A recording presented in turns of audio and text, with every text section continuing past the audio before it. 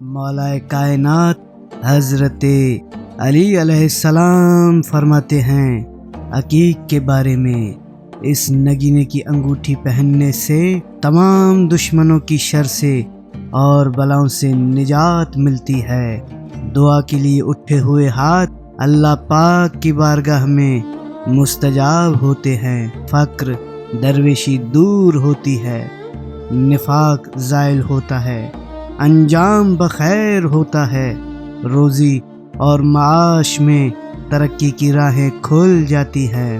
अगर कोई शख्स अकीक पर इस आय करीमा को अपने नाम के आयदात और वालदा के नाम के आयदात कंधा करके किसी जालिम दुश्मन या अफसर के पास जाएगा तो उसका गुस्सा ख़त्म हो जाएगा और दुश्मन पर गालिब रहेगा।